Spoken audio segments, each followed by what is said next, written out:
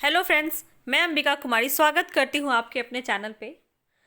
हम भक्ति काल के राम काव्य पर क्वेश्चंस आज प्रैक्टिस करेंगे और आज ये लास्ट होगा। भक्ति काल हमारा फिनिश हो जाएगा। पूरा निर्गुण शाखा और सगुण शाखा हमने कंप्लीट कर लिया है। सभी क्वेश्चंस को हमने देखा है। इसके अलावा अगर मैं बात करूं तो सारी रचना और रचनाकार हम एक जगह पे आपको एक ही वीडियो में प्रोवाइड कर देंगे।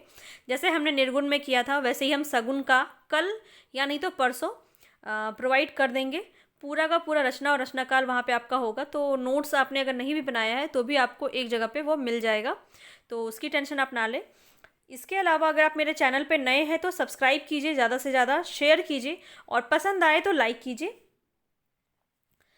आज हम सारे क्वेश्चंस को देखेंगे। लगभग 50 क्वेश्चन आज हम करेंगे और आज हमारा राम काव्य खत्म हो जाएगा। कृष्ण काव्य हमने ऑलरेडी कवर कर लिया है, तो जाके आप प्लेलिस्ट में ज़रूर देखें। पूरा भक्ति काल आपका कवर हो जाएगा। बहुत ही सिलेक्टिव, बहुत ही अच्छे अच्छे क्वेश्चंस हम लेकर आए हैं। और यहाँ पे आपको देखिए थोड़ा सा ब्लर नज़र आएगा, पर ये दो ही क्वेश्चन, इसके बाद आपका सारा क्वेश्चंस का जो एकदम फिनिशिंग आपको दिखाई देगा। ठीक है, तो चलते हैं हम अपने क्वेश्चंस की तरफ। पहला क्वेश्चन है हमारा, नाभादास जी के गुरु का नाम क्या था। तो यहाँ पे राइट ऑप्शन क्या हो जाएगा। ऑप्शन मैं आपको पढ़ देती हूँ। दो क्वेश्चन है जो आपको थोड़ा ब्लर दिखाई दे रहा होगा, इसके बाद हमारा सही से चलेगा। ठीक है, तो देख लेते हैं। अग्रदास, लालदास, तुलसीदास या रहीमदास, ये हमारा ऑप्शन है। और राइट ऑप्शन देखिए, नाभादास जी के गुरु का क्या नाम था, अग्रदास नाम था। ठीक है, तो ऑप्शन ए हमारा राइट हो जाएगा। चलते हैं नेक्स्ट क्वेश्चन की तरफ। नेक्स्ट क्वेश्चन में बात करूँ, रामावत संप्रदाय के प्रवर्तक इनमें से कौन है। रामावत संप्रदाय के प्रवर्तक इनमें से कौन है। अब देखिए आपको यहाँ पे ऑप्शंस में बोल देती हूँ। मध्वाचार्य, नाभादास, रामानंद या राघवानंद। तो यहाँ पे राइट ऑप्शन हो जाएगा रामानंद। ठीक है, रामानंद यहाँ पे राइट ऑप्शन हो जाएगा। रामावत संप्रदाय के प्रवर्तक माने जाते हैं हमारे रामानंद। चलते हैं नेक्स्ट क्वेश्चन की तरफ। नेक्स्ट क्वेश्चन आपको बहुत ही क्लियर दिखाई दे रहा होगा। आई होप आपको कोई प्रॉब्लम अब नहीं होगी। तो बहुत सारे क्वेश्चंस हम देखेंगे, लास्ट तक बने रहिएगा, क्योंकि हम बहुत ज़्यादा क्रम वाइज क्वेश्चन जो आजकल बहुत पूछे जा रहे हैं और ज़्यादातर वही क्वेश्चंस हमारे गलत होते हैं, तो उन सभी क्वेश्चंस को हम देखेंगे। बहुत ही ज़्यादा इंपॉर्टेंट है, इसलिए स्किप बिल्कुल भी ना करें और आपकी तैयारी बहुत ही बेहतर तरीके से चलेगी क्वेश्चंस के थ्रू। यहाँ पे देखें तो नेक्स्ट क्वेश्चन हमारा, भक्तमाल में कितने भक्तों का चरित्र का वर्णन है। भक्तमाल किसकी रचना है, तो हम ध्यान रखेंगे नाभादास की रचना है। कई बार परीक्षाओं में पूछा गया क्वेश्चन है नाभादास। ठीक है, मैंने प्लेलिस्ट बना दिया है। आपका आदिकाल पूरा फिनिश हो गया है और भक्ति काल भी आज हमारा पूरा फिनिश हो जाएगा। कल मैं आपको सगुन शाखा की सभी रचना और रचनाकार जितने भी हैं सब एक जगह पे आपको दे दूंगी। जितने भी अलग अलग भाषाओं में जिन्होंने रामायण की रचना की, जो इतने भी राम कथा जिससे प्रश्न पूछे जाते हैं, वो सब हम एक कलेक्शन के रूप में आपको दे देंगे। वो भी आप ज़रूर देखिएगा, जिससे आपको बहुत ज़्यादा हेल्प मिलेगी। इसके बाद हम रीतिकाल स्टार्ट करेंगे। तो रीतिकाल हम नेक्स्ट दो वीडियो के बाद, एक वीडियो के बाद करेंगे। ठीक है, और चलते हैं अगर हम इसके क्वेश्चंस की तरफ, तो देख लेते हैं। यहाँ पे पूछा जा रहा है भक्तमाल में कितने भक्तों के चरित्र का वर्णन है। तो 200 चरित्र का वर्णन है। ठीक है, 200 भक्तों के बारे में भक्तमाल में लिखा गया है। नेक्स्ट क्वेश्चन पे चले। नेक्स्ट क्वेश्चन है हमारा, कलि कुटिल जीव विस्तार हित वाल्मीकि तुलसी भयो, यह पंक्ति किस कवि की है। यहाँ पे बताना है रसखान, नाभादास, नंददास, मीरा। ये जो पंक्ति है ये बहुत ही बार पीजीटी के क्वेश्चंस में हमने देखा है और DTPSB के क्वेश्चन में भी यह क्वेश्चन आया हुआ था एग्ज़ाम में। तो बहुत ही ज़्यादा इम्पॉर्टेंट हो जाता है परीक्षा की दृष्टि से। तो देखें तो इसका राइट ऑप्शन हो जाएगा हमारा नाभादास। ठीक है, ऑप्शन नंबर बी हमारा सही हो जाएगा। कलि कुटिल जीव विस्तार हित वाल्मीकि तुलसी भयो, यह हमारा नाभादास जी की रचना पंक्ति है। चलते हैं नेक्स्ट क्वेश्चन की तरफ। नेक्स्ट है हमारा, हनुमान नाटक के रचयिता कौन है। मोस्ट इंपॉर्टेंट क्वेश्चन है, कई बार पूछा गया है ये क्वेश्चन। भक्ति काल में बहुत ही फेवरेट क्वेश्चन, आप देखें तो ये दो जो नाटक है ये आपका पूछा जाता है। हनुमान नाटक किसका है? तो हृदय राम की रचना है। हृदय राम के हृदय में कौन बसते हैं? हनुमान के हृदय में कौन बसते हैं? राम। हृदय में राम बसते हैं, किसके? हनुमान के। तो इस तरह से आप याद कर सकते हैं। जहाँ पॉसिबल होगा मैं आपको थोड़ा बहुत ट्रिक्स भी लेती चलूँगी। ठीक है, चलते हैं हम अपने नेक्स्ट क्वेश्चन की तरफ। नेक्स्ट क्वेश्चन है हमारा, रामायण महानाटक के रचयिता का नाम बताइए। हृदय राम, रामानंद, केशव और प्राणचंद चौहान। तो यहाँ पे राइट ऑप्शन हमारा क्या हो जाएगा? प्राणचंद चौहान। ठीक है, रामायण महानाटक किसकी है? तो प्राणचंद चौहान की है। और हनुमान नाटक की बात करें तो हृदय राम की है। चलते हैं नेक्स्ट क्वेश्चन की तरफ। नेक्स्ट क्वेश्चन है हमारा, प्रेम और श्रद्धा अर्थात पूज्य बुद्धि दोनों के मेल से भक्ति की निष्पत्ति होती है, यह कथन किस आलोचक का है? प्रेम और श्रद्धा, देखिए ये एक निबंध के रूप में भी लिखा है, जिन्होंने, उनकी ही रचना है, उनके ही निबंध में यह लिखा गया है। और यह पंक्ति जो है हमारे आचार्य रामचंद्र शुक्ल की है, और इनकी ही निबंध में यह पंक्ति दी हुई है, प्रेम और श्रद्धा। चलते हैं नेक्स्ट क्वेश्चन। नेक्स्ट क्वेश्चन है हमारा, तुलसीदास ने भक्ति को श्रद्धा प्रेम समन्वित रूप में सबके सामने रखा और धर्म या सदाचार को उसका नित्य लक्षण निर्धारित किया, यह कथन किस ग्रंथ का है? देखिए यहाँ पे तुलसीदास के बारे में कहा गया है, और यह कथन भी आपका रामचंद्र शुक्ल के ही रचना हिंदी साहित्य के इतिहास में वर्णित है, जिसे आप देख सकते हैं। चलते हैं नेक्स्ट क्वेश्चन की तरफ। राम भक्ति शाखा में सखी भाव, देखिए ध्यान रखेंगे, सखी भाव की बात की जा रही है। राम भक्ति शाखा में सखी भाव की उपासना पद्धति का प्रवर्तन किसने किया? तो यहाँ पे राइट ऑप्शन हो जाएगा हमारा, क्या हो जाएगा? जीवा राम जीव ने। जीवा राम जी ने सखी भाव की उपासना पद्धति का प्रवर्तन किया राम भक्ति शाखा में। चलते हैं नेक्स्ट क्वेश्चन की तरफ। नेक्स्ट क्वेश्चन है हमारा, रामचरितमानस में तुलसी केवल कवि के रूप में ही नहीं, उपदेशक के रूप में भी सामने आते। बहुत ही ज़्यादा परीक्षाओं में पूछा गया क्वेश्चन है ये कथन कई बार पूछा गया है, इसको बिल्कुल ध्यान में रखेंगे। और इसका राइट ऑप्शन क्या हो जाएगा? आप बिल्कुल सही समझ रहे हैं, इसका राइट ऑप्शन है रामचंद्र शुक्ल। रामचंद्र शुक्ल ने तुलसी जी के बारे में बहुत सारी आलोचनात्मक कथन दिए हैं, जो हमारे परीक्षाओं में पूछा जाता है। नेक्स्ट क्वेश्चन अगर हम देखें तो नेक्स्ट क्वेश्चन है हमारा, निम्बार्क संप्रदाय के किस कवि ने रघुनाथ चरित की रचना की? निम्बार्कचार्य, गदाधर भट्ट, श्री भट्ट या परशुराम देव? तो यहाँ पे राइट ऑप्शन क्या हो जाएगा हमारा? परशुराम देव। परशुराम देव ने निम्बार्क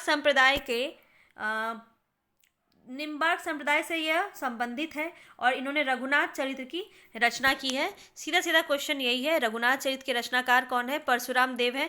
कई बार क्वेश्चन ऐसे पूछा जाता है कि निम्बार्क संप्रदाय से संबंधित इनमें से कौन है, तो परशुराम देव भी यहाँ पे सम्मिलित हो जाएंगे। नेक्स्ट क्वेश्चन देखते हैं। नेक्स्ट क्वेश्चन है हमारा, राधा वल्लभ संप्रदाय किस कवि ने रघुनाथ लीला नामक ग्रंथ लिखा? देखिए वहाँ पे रघुनाथ चरित था और यहाँ पे रघुनाथ लीला है, इस चीज़ को ध्यान में रखेंगे। और यहाँ पे आपका राइट ऑप्शन क्या हो जाएगा? माधव दास, हित हरिवंश, दामोदर दास या ध्रुव दास? तो यहाँ पे राइट ऑप्शन हो जाएगा हमारा माधव दास। ठीक है, निम्बार्क संप्रदाय से थे वो, जिन्होंने रघुनाथ चरित लिखा था, और उसके रचयिता थे परशुराम देव। और यहाँ पे क्या बात किया जा रहा है? राधा वल्लभ संप्रदाय के कवि माने जाते हैं माधव दास, जिन्होंने रघुनाथ लीला यहाँ पे लिखा था। ठीक है, चलते हैं नेक्स्ट क्वेश्चन की तरफ। बिल्कुल भी कंफ्यूज नहीं होइएगा, ध्यान से 2-3 बार ज़रूर देख ले वीडियो को, ताकि आपको क्वेश्चंस एकदम अच्छे से याद हो जाए। ध्यान मंजरी किस कवि की रचना है? ईश्वर दास, लाल दास, अग्रदास या कृपाराम? तो ध्यान मंजरी हमारी किसकी रचना हो जाएगी? अग्रदास की रचना हो जाएगी। ठीक है, अग्रदास की रचना हो जाएगी ध्यान मंजरी, ध्यान रखेंगे। नेक्स्ट क्वेश्चन पे चलते हैं। इनमें से अग्रदास के गुरु कौन थे? कृष्णदास पायहारी, रामानंद, राघवानंद या नाभादास? तो यहाँ देखिए अग्रदास के बारे में बात किया जा रहा है, तो कृष्णदास पायहारी इनके गुरु माने जाते हैं। अगर राघवानंद की बात करें तो रामानंद के गुरु हैं राघवानंद, ध्यान रखेंगे।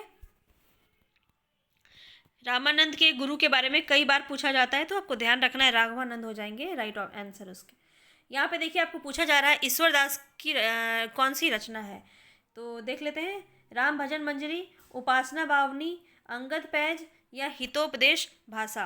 अब देखिए यहाँ पे अंगद पैज जो है यह किसकी रचना है? ईश्वर दास की रचना है। ठीक है, चलते हैं नेक्स्ट क्वेश्चन पे।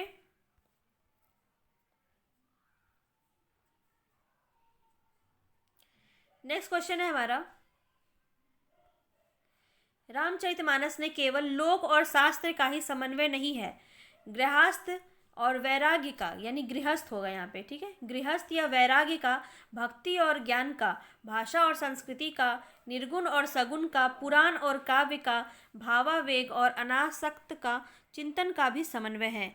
तो ये कथन किसका है? देख लेते हैं। आचार्य रामचंद्र शुक्ल, डॉक्टर नगेंद्र, हजारी प्रसाद द्विवेदी या राम कुमार वर्मा। तो यहाँ पे राइट ऑप्शन हो जाएगा आचार्य हजारी प्रसाद द्विवेदी।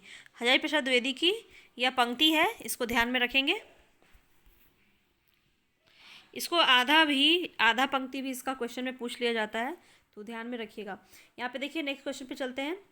नरहरि वापट की रचना का नाम क्या है? राम रासो, पौरुषे रामायण, अध्यात्म रामायण या रामगीत। तो यहाँ पे राइट ऑप्शन क्या हो जाएगा हमारा? पौरुषे रामायण। नरहरि वापट की बात की जा रही है, नरहरि वापट के रचना क्या है? पौरुषे रामायण। चलते हैं नेक्स्ट क्वेश्चन पे। नेक्स्ट क्वेश्चन है हमारा, कौन सी कृति लाल दास की है? अवध विलास, रामचंद्रिका, रामायण नाटक या रामरासो।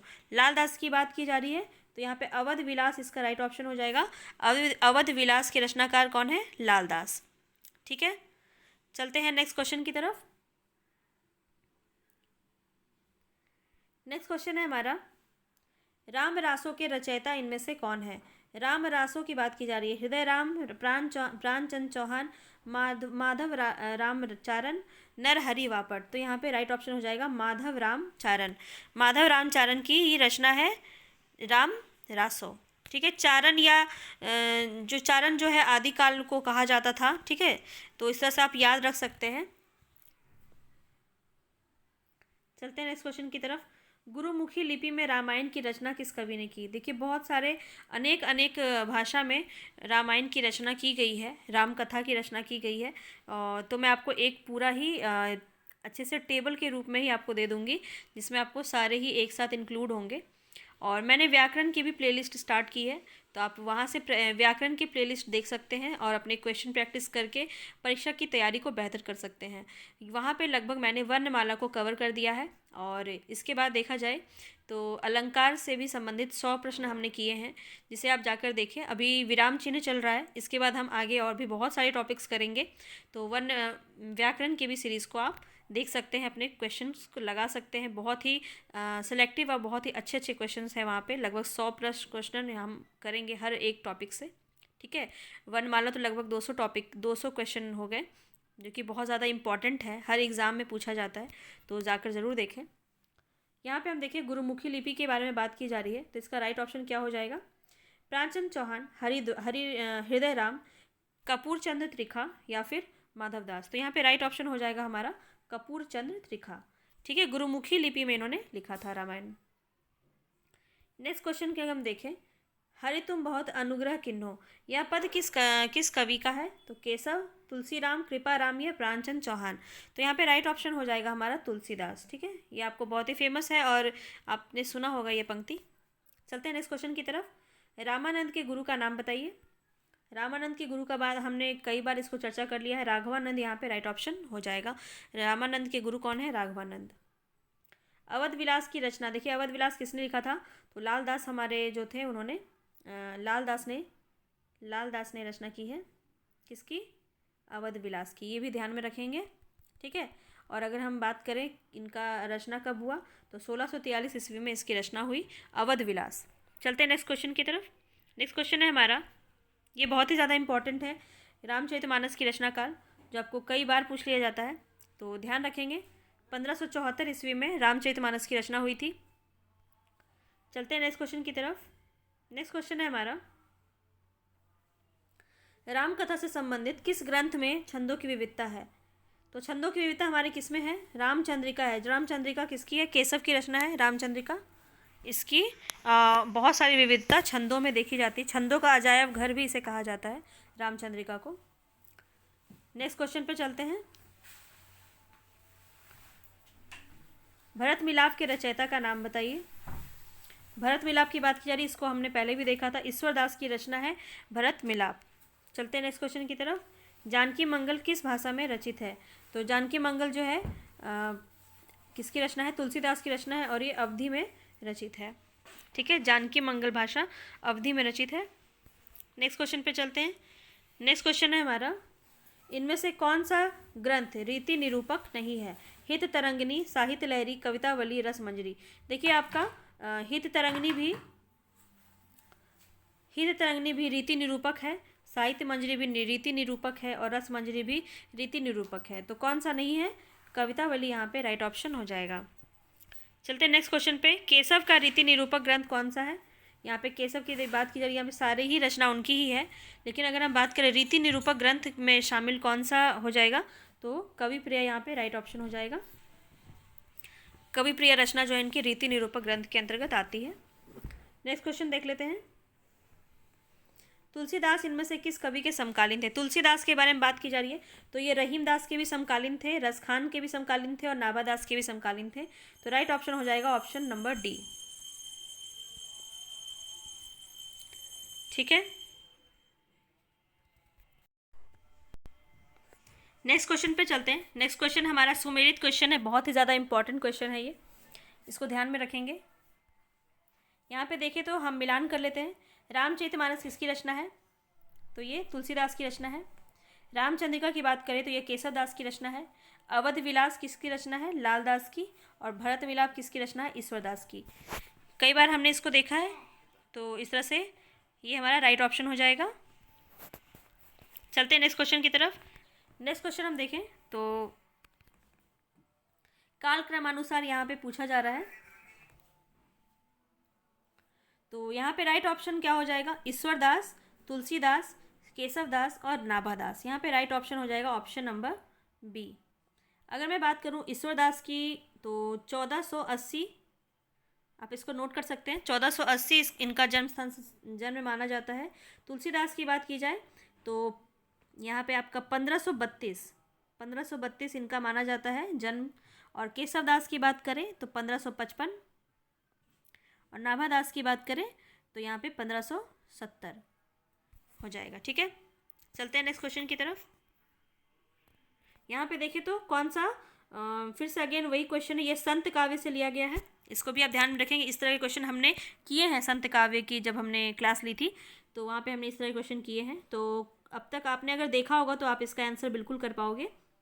तो कौन सा हो जाएगा हमारा? कबीरदास, दादू दयाल, मलुकदास और सुंदरदास। तो यहाँ पे राइट हो जाएगा हमारा ऑप्शन नंबर सी। ठीक है, अगर बात की जाए तो कबीरदास का हमने कई बार बता चुका है, फिर भी मैं आपको बता दे रही हूँ। 1398 हो जाएगा कबीरदास का जन्म। दादू दयाल की बात की जाए 1544 और मलुकदास की बात की जाए तो 1574 और सुंदरदास की बात की जाए तो 1596 इनका जन्म माना जाता है। चलते हैं नेक्स्ट क्वेश्चन की तरफ। यहाँ पे फिर से सुमेलित है और यह भी आपका संत काव्य का है। तो हरडे वाणी किसकी रचना है? दादू दयाल की। जपूजी किसकी हो जाएगी? गुरु नानक की। ज्ञान बोध किसकी हो जाएगी? मलुकदास की। और ज्ञान समुद्र किसकी हो जाएगी? सुंदरदास की। इस तरह से ये हमारा राइट ऑप्शन हो जाएगा। चलते हैं नेक्स्ट क्वेश्चन पे।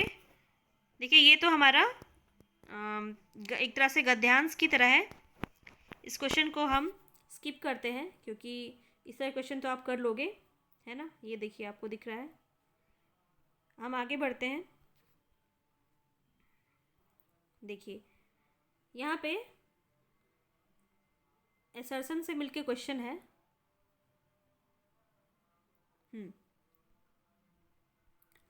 स्थापना की बात की जा रही है। सूफी कवियों द्वारा रचित प्रेम गाथाओं की कथा वस्तु में वस्तु दर्शन की प्रधानता है तथा कथानक में असाधारण एवं रोमांचक घटनाओं की अधिकता है।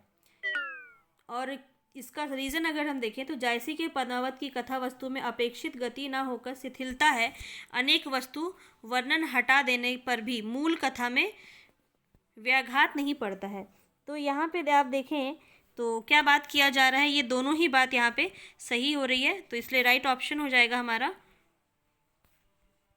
Option number D. Option number D यहाँ पे हमारा राइट ऑप्शन हो जाएगा। ठीक है, चलते हैं नेक्स्ट क्वेश्चन की तरफ। एक और एसर्शन वाला क्वेश्चन है, इसको भी हम देख लेते हैं। राम भक्त कवि शास्त्रज्ञ एवं विद्वान थे, बिल्कुल। वे कविता करने में सिद्धहस्त थे, अतः किसी विशेष शैली में नहीं अपितु विविध काव्य शैलियों में पारंगत थे। तो यहाँ पे देखें तो ए तो बिल्कुल सही है। रीज़न इसका हम देख लेते हैं। तुलसी ने अपने समय में प्रचलित सभी काव्य शैलियों का प्रयोग करते हुए अद्भुत प्रतिभा का परिचय दिया।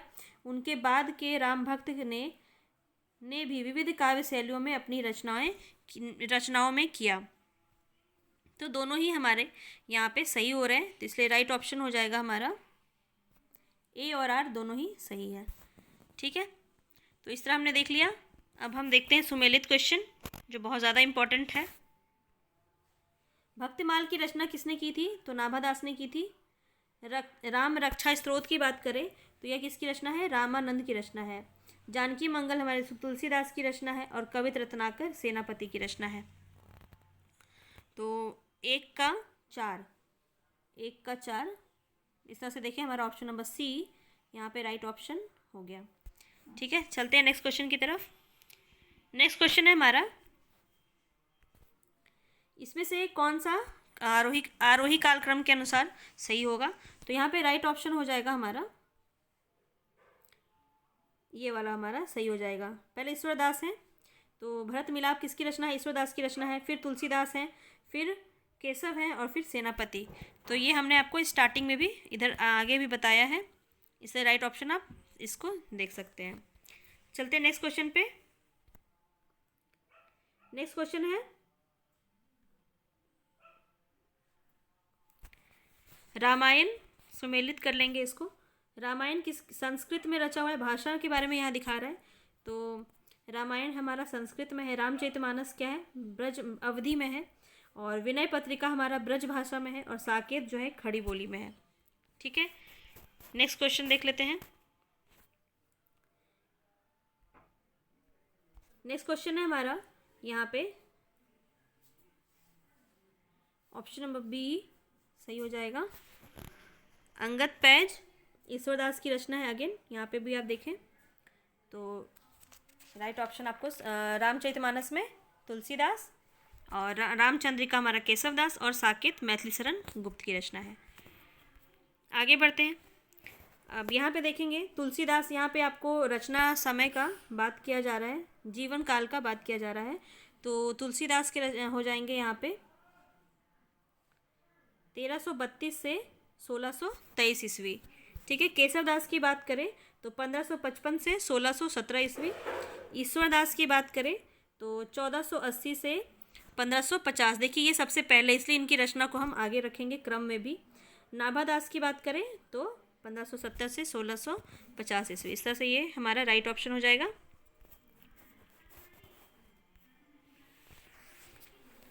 आगे हम देखते हैं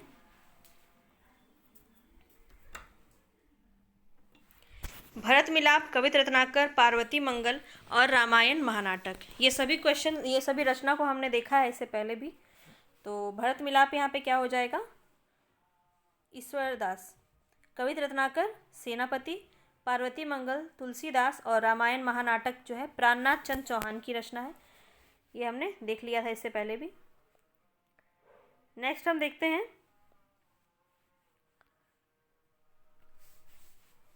यहाँ पे, आप देखिए तो कौन कौन सा यहाँ पे राइट ऑप्शन हो जाएगा।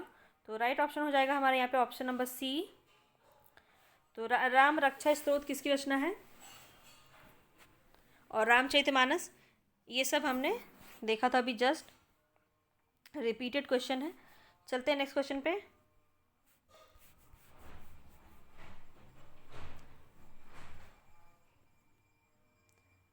नेक्स्ट क्वेश्चन है हमारा, यहाँ पे आरोही क्रम की दृष्टि से अगर देखा जाए तो कौन सा सही हो जाएगा? सूरदास की रचना है सूरसागर, उसके बाद तुलसीदास की रचना है रामचरितमानस, रामचंद्रिका, उसके बाद प्रिय प्रवास। चलते हैं नेक्स्ट क्वेश्चन पे। फिर से यहाँ पे सुमेलित क्वेश्चन है और बहुत ही इंपॉर्टेंट क्वेश्चन है। यहाँ पे देखें तो विद्यापति किस काल के अंतर्गत आएंगे, आदि काल के अंतर्गत आ जाएंगे। और ग्वाल कवि रीति काल के अंतर्गत आ जाएंगे। नंददास की बात करें तो भक्ति काल के अंतर्गत आ जाएंगे। और मुक्तिदास हमारे प्रयोगवाद के अंदर आ जाएंगे, छायावाद मत लगाइएगा, प्रयोगवाद के अंदर आ जाएंगे। आधुनिक काल में हम इसको बहुत ही अच्छे से डिटेल में देखेंगे। चलते हैं नेक्स्ट क्वेश्चन की तरफ। नेक्स्ट क्वेश्चन है हमारा, फिर से यहाँ पे क्रम वाइज यहाँ पे देखा जा रहा है, और इसमें हमारा राइट ऑप्शन क्या हो जाएगा, ऑप्शन नंबर बी। जो मैंने आपको रचना समय बताया है उसी के अनुसार आप इसको देख सकते हैं। रामचरितमानस, रामचंद्रिका, हनुमान नाटक और अवध विलास। चलते हैं नेक्स्ट क्वेश्चन की तरफ। आज का हमारा अंतिम प्रश्न है ये, और हमारा राम काव्य फिनिश हो गया। एक तरह से देखा जाए पूरा भक्ति काल हमारा फिनिश हो गया है, और रचना और रचना काल से रिलेटेड जो वीडियो है मैं आपको नेक्स्ट वीडियो में प्रोवाइड कर दूंगी। इसमें हम देखें तो विनय पत्रिका किसकी रचना हो जाएगी, तुलसीदास की रचना हो जाएगी। भंवर गीत किसकी रचना हो जाएगी, नंददास की। और रसिक प्रिया हो जाएगी केशव दास की।